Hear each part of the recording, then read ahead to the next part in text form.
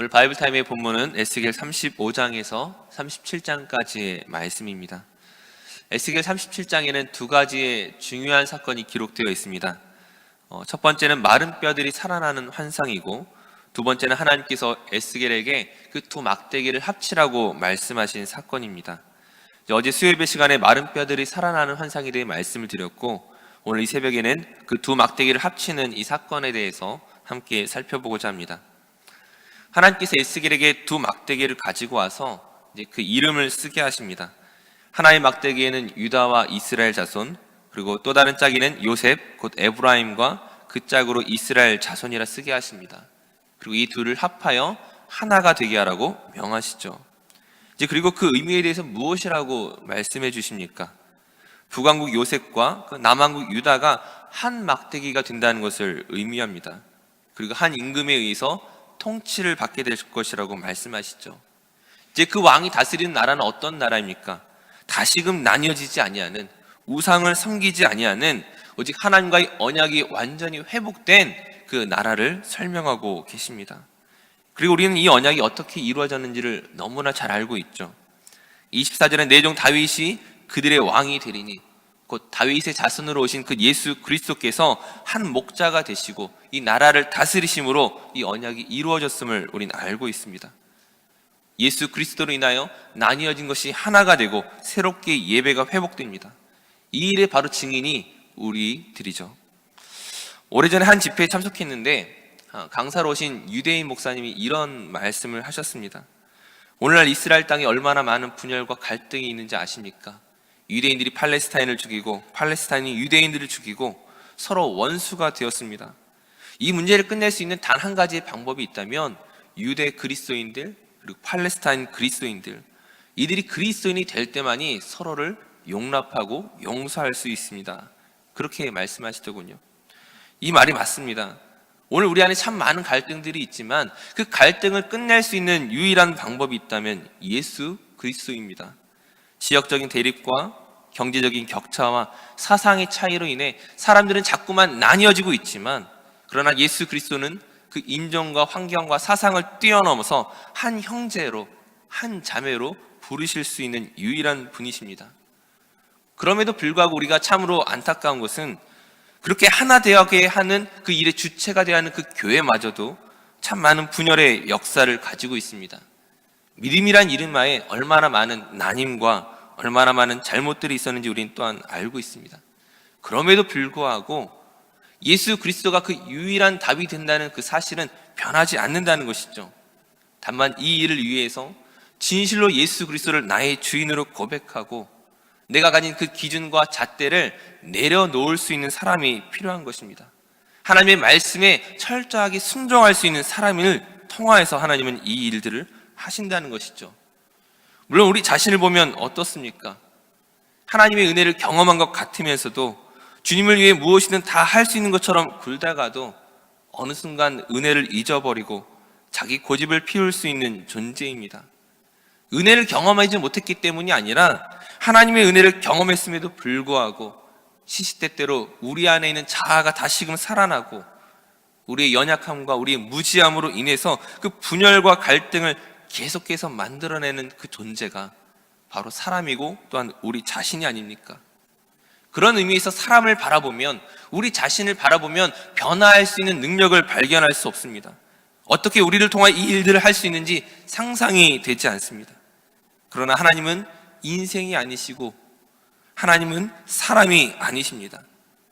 두 막대기를 하나 되게 하는 것이 저와 여러분이 하는 일들이 아니라 그 일의 주체가 하나님이시기에 교회를 교회되게 하시고 그리스도인을 그리스도인 되게 하시고 나뉘어진 것을 하나 되게 하실 수 있는 그 하나님의 능력이 우리를 붙들 때에 이 모든 일들이 가능할 줄로 믿습니다. 그 일에 우리가 쓰임받을 수 있도록 겸손히 하나님의 은혜를 구하는 것이죠. 어제의 은혜가 오늘의 교만으로 바뀌어지지 않도록 매일같이 말씀으로 또 기도로 자신을 바꿔야 한다는 것입니다. 그런 의미에서 새벽 기도란 무엇입니까? 오늘 하루를 주님께서 붙들어주지 아니하시면 나는 이 하루를 주님이 기뻐하시는 모습으로 드릴 수 없습니다. 주님 도와주셔야 됩니다. 성령님 나를 인도해 주셔야 됩니다. 우리 자신을 철저하게 내려놓고 맡기는 것이 바로 이 시간이라는 것이죠. 예전에 신학대학교에 다닐 때에 한 교수님이 이런 말씀을 해주신 적이 있습니다. 여러분들이 목회자가 되어서 나중에 새벽 예배를 인도하게 될 때에 1년에 한 번은 일부러라도 빠지라는 거예요. 360을 꼭 지키지 마세요라고 당부를 하시더라고요. 왜 그런 말씀을 하셨겠습니까? 360을 새벽 예배를 하는 것이 하나님의 은혜로 말미암은 우리의 반응이 아니라 그것이 우리의 자랑이 될까 봐 자랑하지 못하도록 차라리 하루를 빠지십시오라고 그 교수님이 당부하는 것이었습니다. 이처럼 겸손히 은혜를 구하며 하나님을 붙잡아야 되는 이 새벽 예배 시간마저도, 이 기도 시간마저도 자랑으로 바꿀 수 있는 우리 인간이기에 철저하게 자기 자신을 돌아보며 겸손할 수 있도록 늘 돌보아야 한다는 것이죠. 그때 우리는 하나님의 일하심을 경험하게 됩니다. 내가 무엇인가를 이룰 만한 어떤 능력이 있기 때문이 아니라, 우리가 신실해서가 아니라 그 하나님의 일하심 속에서 우리는 하나님을 바라보게 되고 감탄하게 되고 감사할 수 있게 되는 것입니다. 우리 주변에 하나가 되어야 할 것들이 얼마나 많이 있습니까? 오늘날 남북한의 위기 상황이 계속되고 있습니다. 그 정치적인 거리감이 계속 늘어가는 것만큼이나 통일에 대한 사람들의 마음 또한 얼마나 빠르게 식어가고 있는지 모릅니다. 오늘날 지역 간의 이기주의가 얼마나 팽배한지 모르죠. 며칠 전에도 한 뉴스를 보니까는 한 장애인 시설이 자기 지역에 들어오지 못하게 하기 위해서 모든 주민들이 반대하는 바람에 필요한 시설이 수십 년째 보류되고 있다는 그런 뉴스도 보았습니다. 오늘날 가정이 하나가 되어야 됩니다. 한 가정 안에서도 얼마나 많은 세대가 나뉘어져 있습니까?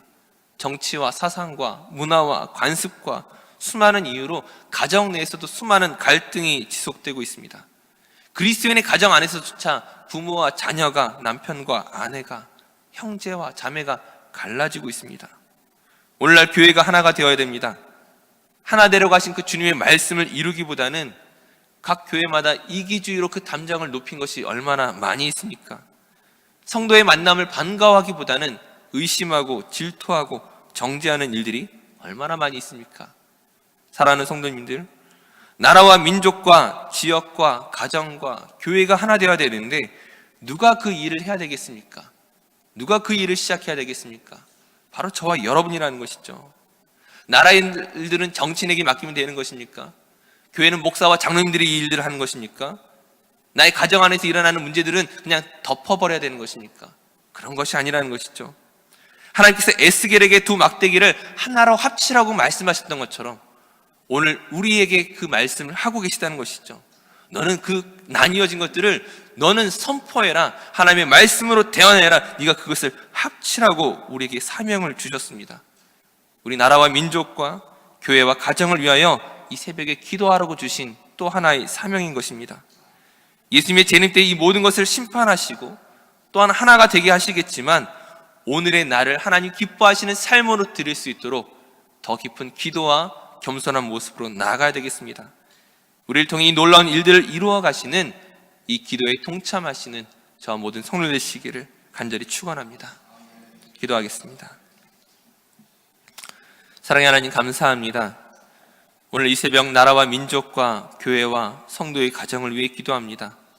이 모든 것이 하나가 되어야 함에도 불구하고 나뉘어진 것들이 얼마나 많은지요. 하나 되라고 명령하신 그 주님의 말씀을 우리가 순종하며 이 시간 기도하오니 주님 은혜로 응답하여 주시옵소서. 다른 누군가에게 책임을 전가하는 것이 아니라 오늘 내가 더 겸손히 더 긍휼한 마음으로 기도하게 하여 주시옵소서. 이 모든 것 감사드리며 예수님의 이름으로 기도드립니다. 아멘.